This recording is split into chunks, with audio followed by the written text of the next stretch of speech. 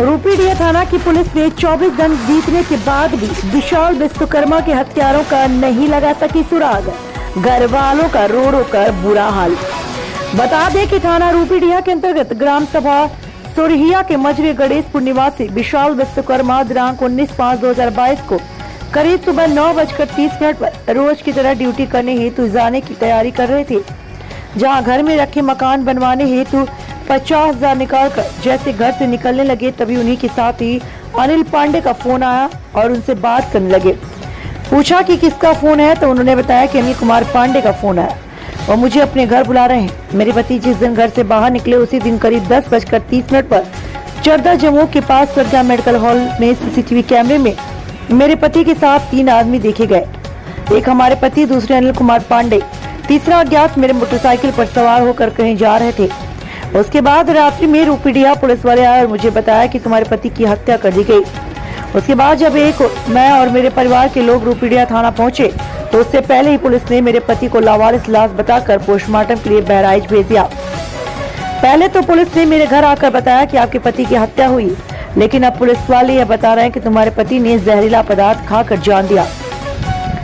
लेकिन social media पर viral photo से प्रतीत हो रहा है कि मेरे पति की जानबूझकर हत्या कर दी गई। पुलिस द्वारा न मेरा मोबाइल बरामद कराया गया, न ही मेरी मोटरसाइकिल। पुलिस के रवैये से प्रतीत होता है कि पुलिस मेरे पति के हत्यारों से मिली हुई है, जिसके कारण मेरा मुकदमा नहीं लिखा गया। 19/5/2022 की घटना बताई जा रही है। मेरा मुकदमा अभी तक लिखा नहीं गया। जब मैंने पुलिस अधीक्षक महोदय बहराइच और मुख्यमंत्री महोदय उत्तर प्रदेश शासन लखनऊ को प्रार्थना पत्र देकर मुकदमा लिखने का गुहार लगाया, तब जाकर 7/6/2022 को मेरा मुकदमा एक साधारण एनसीआर में पंजीकृत किया और उस पर कोई कार्यवाही नहीं की गई। आइए दिखाते हैं पूरी खबर विस्तार से। लड्डन खान, बहराइच, रूपीडीह।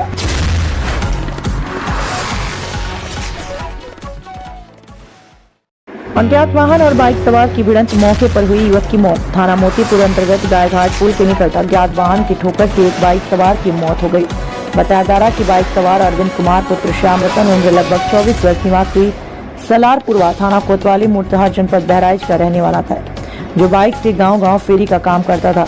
शायद फेरी करने के लिए किसी गांव जा रहा था कि अचानक लगभग दोपहर 1 बजे नानपारा लखीमपुर मार्ग पर गायघाट पुल और पेट्रोल पंप के बीच किसी अज्ञात वाहन ने उसको ठोकर मार दी, जिससे घटनास्थल पर ही बाइक चालक की मौत हो गई। घटनास्थल पर लोगों की भीड़ इकट्ठा हुई और सूचना पाकर मोतीपुर पुलिस घटनास्थल पर पहुंची।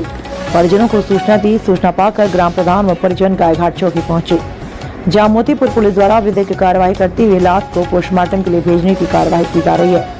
न्यूज़ 11 टीवी से सौरभ श्रीवास्तव, जिला बहराइच की खास रिपोर्ट।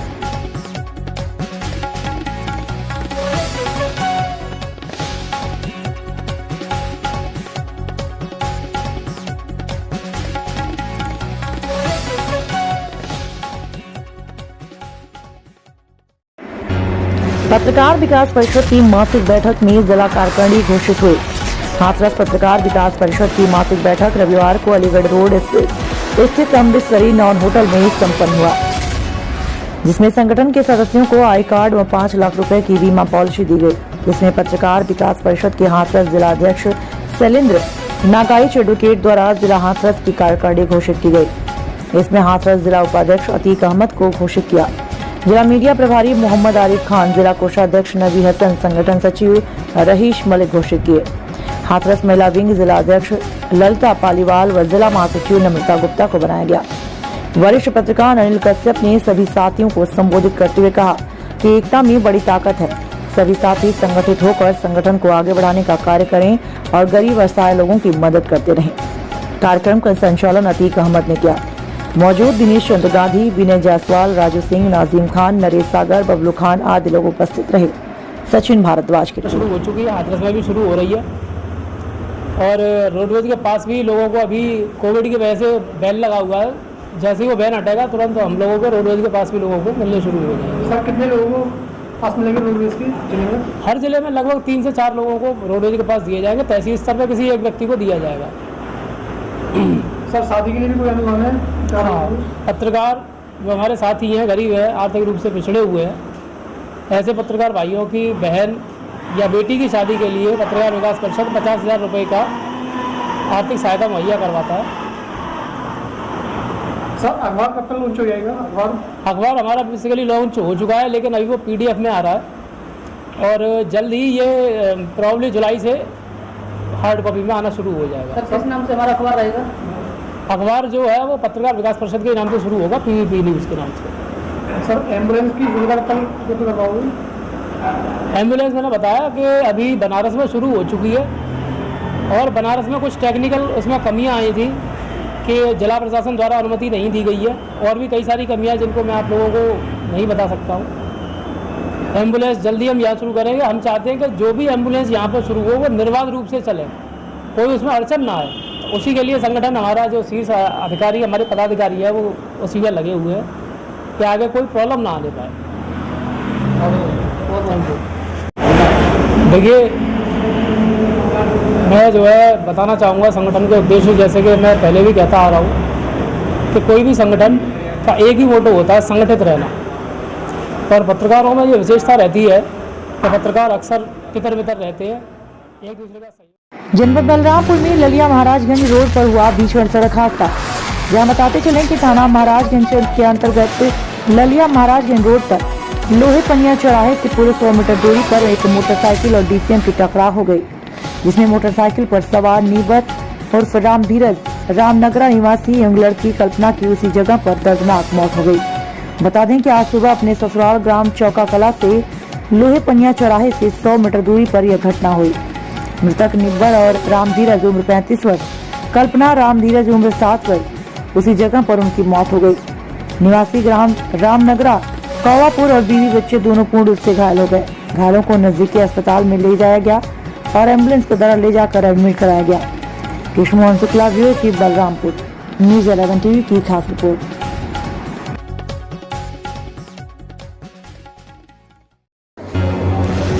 यूपी के रायबरेली थाना परिसर में समाधान दिवस संपन्न हुआ। 7 शिकायतों में से 2 का निस्तारण हुआ। गदागंज रायबरेली का मामला।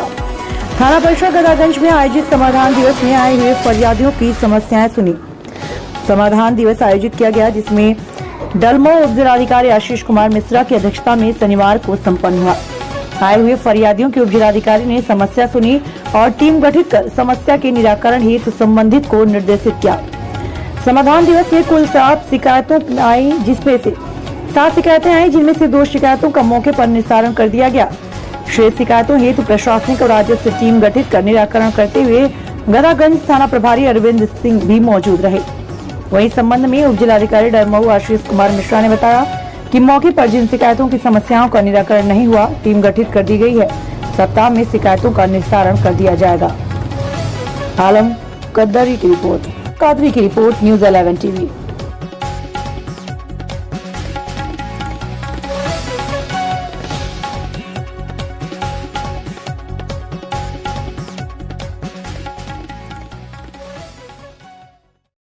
जौनपुर से एक दिल दहला देने वाली और रिश्तों को शर्मसार करने वाली खबर आई है, जहां पुत्रियां अपने पिता को सुपर हीरो मानती हैं, अपने पिता के ऊपर शायद सबसे ज्यादा एतबार करती हैं।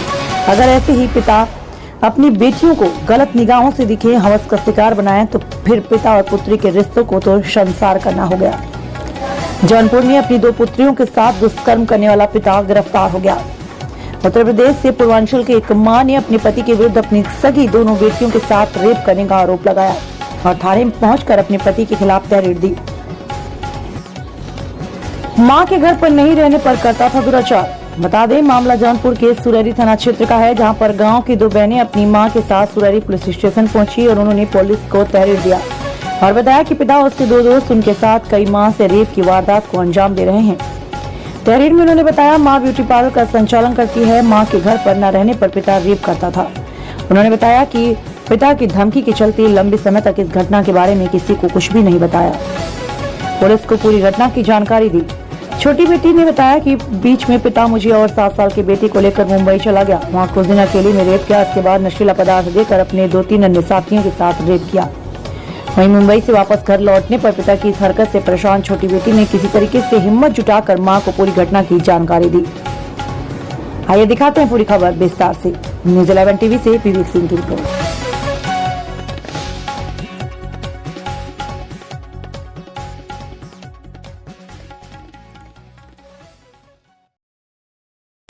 क्या नाम है आपका? अनीता पांडे। गांव कौन सा है? गांव समाज पृथ्वीपुर में बोल रही हूँ। क्या समस्या है? समस्या हमारे बच्चियों का है। क्या है समस्या? समस्या यही है, हमारे बच्चियों के साथ बलात्कार हुआ है। अच्छा। और हमारे आदमी की है और उसके बाद उसका 2-4 ठे दोस्त थे वो भी किए। उनके पति थे? हमारे पति थे। और उसके बाद बम्बई में ले जाकर वहाँ पे अपने तो किए 2-4 लोग से और करवाए जी। और यहाँ भी किए। और यहाँ पे हम आए लिखाने बच्ची का दरखास्त बयान लिखाने आई तो बोल रहे हैं कि हम नहीं लिखेंगे, बम्बई का नहीं लिखेंगे, यहाँ का लिखेंगे। कौन बोल रहा है? सीओ साहब ने बोल रहे हैं, दरोगा सीओ। तो हमारे बच्चियों का अन्याय नहीं तो मिला। पुलिस की कार्रवाई से आप संतुष्ट हैं? नहीं, संतुष्ट हम नहीं हैं। तो क्या कहें ये? यही उसको जैसे हमारा बदलवा दिया एप्लीकेशन, डांट के जबरी से लिखवा दिया कि नहीं ये लिखो। जो एप्लीकेशन दी थी वो एप्लीकेशन पे नहीं कार्रवाई हो रही है? नहीं, वो एप्लीकेशन पे कार्रवाई नहीं हो रही है। दूसरा एप्लीकेशन दूसरा एप्लीकेशन लिखवा जबरी से लिखवा रहे हैं लोग, हमसे फड़का के लिखवा रहे वो हैं। एप्लीकेशन बदलवा दिए? हाँ, बदलवा दिए। आप क्या चाहती हैं? हम नहीं चाहते कि हमारे जो हुआ है हमारे साथ वो लिखे और कोई चीज़ उसको बाद उसको फांसी की सजा है, उसको दोस्त लोग। आपकी तहरीर कौन बदलवाया? सीओ साहब ने और दरोगा ने।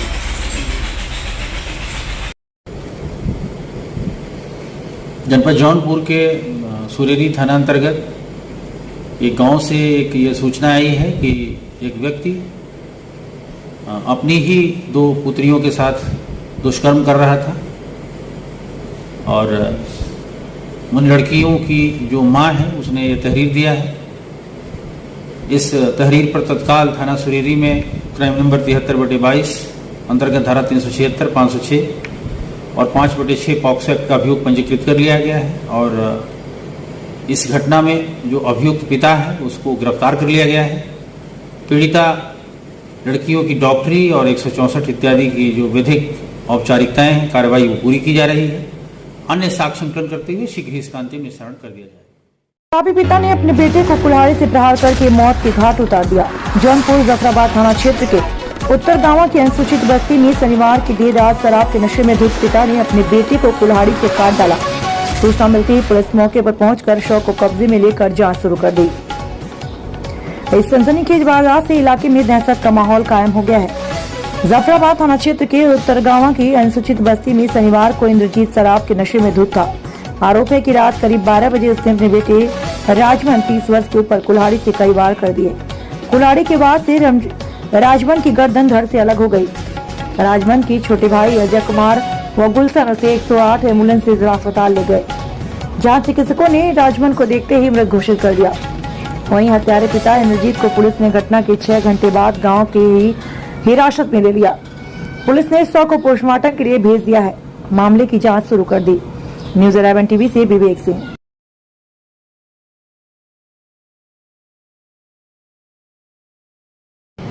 श्री अजय कुमार जो कि उत्तरगावा थाना क्षेत्र जफराबाद के रहने वाले हैं, थाने पे आज आके एक तहरीर दी जिसमें उन्होंने कहा कि मेरे भाई की हत्या मेरे पिताजी द्वारा कर दी गई है। किसी बात को लेकर कहा सुनी हुई, फिर रात में पिताजी उनके अपने ही पुत्र को कुल्हाड़ी से मार के हत्या कैद कर दी गई है। इस संबंध में तत्काल एफआईआर पंजीकृत किया गया है। कब्जे में कुल्हाड़ी जो कि हत्या में प्रयुक्त हुई थी उसको पुलिस कब्जे में लिया गया है। उसके अलावा जो अभियुक्त है पिता, उनको हिरासत में लेकर पूछताछ की जा रही है, अन्य कार्रवाई की जा रही है। ट्रिपल सी और ओ लेवल ओबीसी विद्यार्थियों को पिछड़ा विभाग द्वारा निःशुल्क प्रशिक्षण दिया। 20 जून तक ऑनलाइन आवेदन कर ओबीसी विद्यार्थी लाभ उठाएं। राजन सिंह। न्यू शक्ति कॉलेज के प्रयास से 4 वर्षों में लगभग 400 से अधिक विद्यार्थियों ने लिया प्रशिक्षण।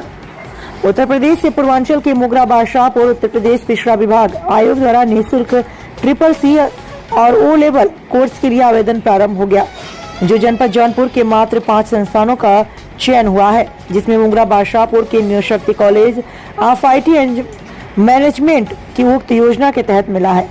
इस दौरान कॉलेज के डायरेक्टर राजन सिंह ने बताया कि जो भी ओबीसी स्टूडेंट इंटरमीडिएट पास कर चुके हैं, उनकी उम्र 18 वर्ष या इससे ऊपर है, ऐसे छात्र को उत्तर प्रदेश पिछड़ा विभाग द्वारा निःशुल्क triple C O level course के लिए आवेदन कर सकते हैं। आवेदन प्रारंभ हो गया है, जिसकी अंतिम तिथि 20 जून तक है। उन्होंने आगे बताया कि 18 वर्ष आयु के विद्यार्थी को उक्त योजना का लाभ उठाने के लिए आय व जाति प्रमाण पत्र, हाई स्कूल और इंटरमीडिएट मार्कशीट, आधार कार्ड, मार्कशीट के साथ आधार कार्ड, 2 पासपोर्ट फोटो, कंप्यूटर पर वेबसाइट पर जाकर फॉर्म भरकर आवेदन पिछड़ा वर्ग विभाग जौनपुर कार्यालय या संस्थान न्यू शक्ति college of IT and management पर जमा कर उक्त योजना का लाभ उठा सकते हैं। उन्होंने OBC विद्यार्थियों से अपील करते हुए कहा कि उत्तर प्रदेश पिछड़ा वर्ग कल्याण विभाग द्वारा संचालित निःशुल्क CCC या O लेवल का कोर्स का लाभ उठाएं। उन्होंने कहा कि न्यू शक्ति college of IT and management college के माध्यम से 4 वर्षों में लगभग 400 से अधिक विद्यार्थियों ने प्रशिक्षण लिया है। न्यूज 11 टीवी से चंद्रशेखर की रिपोर्ट। छात्राओं के लिए एक बहुत बेहतर योजना चल रही है, CCC और O लेवल कंप्यूटर शिक्षा, वो भी निःशुल्क। तो क्या ये कौन कौन छात्र जो है इसको अप्लाई कर सकते हैं, क्या इसका क्राइटेरिया है? देखिए, पहले तो हम धन्यवाद देना चाहते हैं आप सभी पत्रकार बंधुओं का। और हम आपको बताएं कि ये जो योजना है ये पिछड़ा कल्याण विभाग द्वारा चलाया जा रहा है, जिसमें आपके कॉलेज को चुना गया है मुगरा वास्तापुर क्षेत्र से। यहाँ पर बच्चे CCC और O लेवल कोर्स यहाँ से कर सकते हैं। और लेकिन वो बच्चा OBC होना चाहिए, चूँकि ये योजना पिछड़ा विभाग द्वारा है, और उसकी उम्र 18 वर्ष से ऊपर होनी चाहिए, और उसके पास आय प्रमाण पत्र, जात प्रमाण पत्र, ऐसे डॉक्यूमेंट उसके पास होना चाहिए, और बच्चा कम से कम इंटरमीडिएट किया। इसके पहले भी OBC छात्रों के लिए इस तरह व्यवस्था चल रही थी, उसमें भी आपके संस्थान को ही चुना गया था। लेकिन एक सवाल छात्राओं से निकल के आ रहा है, SC जो छात्र है, उस सवाल उनका है कि आखिर ये व्यवस्था SC छात्रों के लिए क्यों नहीं है? देखिए, ये उनके लिए इसलिए नहीं है क्योंकि ये योजना बैकवर्ड डिपार्टमेंट से है, इसलिए बैकवर्ड स्टूडेंट के लिए ही ये योजना लागू है। हाँ, SC स्टूडेंट के लिए एक अलग योजना है जो NADED के द्वारा दी गई है। अगर कोई भी SC student O level course करता है और वो सारे पेपर पास करता है तो उसे 8,000 रुपये स्कॉलरशिप मिलता है NADED की तरफ से, गवर्नमेंट तरफ से। सर, एक सवाल और है कि ये अंतिम तिथि कब है अप्लाई करने की? इसकी अप्लाई करने की जो अंतिम तिथि है फिलहाल के लिए तो 20 जून है। अभी तक के लिए जो लास्ट डेट है वो 20 जून है, गवर्नमेंट तरफ से ये है। तो 20 जून तक बच्चा इस फॉर्म को अप्लाई कर सकते हैं। अभी तक कितना आवेदन हो चुके हैं? अभी तक हमारे यहाँ जो आवेदन हुए हैं, चूंकि अभी तो 2 दिन ही हुआ स्टार्ट हुए, हमारे यहाँ 55 बच्चों का आवेदन, 55 स्टूडेंट का आवेदन हो चुका है। अब देखिए, अभी तारीख बहुत दूर है, 10 दिन अभी शेष है, कितने आवेदन होते हैं। सर, ये जौनपुर जिले में आप मुगरा बादशाहपुर में आपके ही संस्थान को न्यू शक्ति कॉलेज ऑफ IT मैनेजमेंट को ही क्यों चुना था जो है? देखिए, ये व्यवस्था के आधार पर और मान्यता के आधार पर, मान्यता प्राप्त सेंटर को ही ये योजना मिलती है, उसके आधार पर हमें ये योजना मिली है। हमारे अलावा 4 और सेंटरों को भी ये योजना मिली है, लेकिन वो चारों सिटी से बिलोंग करते हैं। आपके ग्रामीण एरिया से एकमात्र आपका कॉलेज न्यू शक्ति कॉलेज को यह योजना मिली। खेत में दौड़ाए गए करंट की चपेट में आने से 14 वर्षीय बालक की हुई दर्दनाक मौत। फकरपुर थाना क्षेत्र के ग्राम पंचायत RP मिश्र के मजरा रमुआपुर में कंधई लाल व राम कुमार पुत्र भगवान दीन अपने मकई के खेत में जानवरों से बचने के लिए चारों तरफ से कटीले तार लगा रखे हैं। उन्हीं कटीले तारों में शाम को बिजली का करंट दौड़ाया गया, जिसमें अनजान गांव वाले देर शाम को 14 वर्षीय अशोक पुत्र विष्णु शौच के लिए घर के बगल के मकई के खेत में शौच करने गया। शौच के बाद जब वापस कटीले तारों के बीच से निकलने लगा कि बिजली सप्लाई चालू हो चुकी थी, जहां करंट की चपेट में आने से अशोक की मौत हो गई। देर रात तक घर वाले इंतजार करते रहे। जब अशोक नहीं पहुंचा तो अशोक की तलाश करने घर वाले बाहर निकले तो देखा कि घर के बगल में बिजली की चपेट में आने से अशोक की मौत हो चुकी थी। ग्रामीणों ने अशोक के मौके से उठाकर प्राइवेट चिकित्सालय ले गए, जहां पर डॉक्टरों ने अशोक को मृतक बता दिया। डॉक्टरों के अनुसार अशोक की मृत्यु हो चुकी थी, जिस पर स्थानीय लोगों ने फकरपुर थाने पर इसकी सूचना दी। सूचना पर पहुंची पुलिस ने शव को कब्जे में लेकर पोस्टमार्टम के लिए भेज दिया। वहीं थाना प्रभारी निरीक्षक श्री शर्मा ने बताया कि जांच कर कार्रवाई की जाएगी। इस घटना के बाद स्थानीय ग्रामीणों ने बताया कि अपनी फसल बचाने के चक्कर में इंसानी जिंदगी से खिलवाड़ करते हैं। ऐसे लापरवाह लोगों के ऊपर सख्त कार्रवाई होनी चाहिए, ताकि भविष्य में एक मैसेज पहुंचे और दूर तक कहीं भी कोई अपने खेतों में बिजली की करंट ना लगाए, जिससे कि किसी मां की गोद ना उजड़े और किसी के घर के चिराग ना बुझे।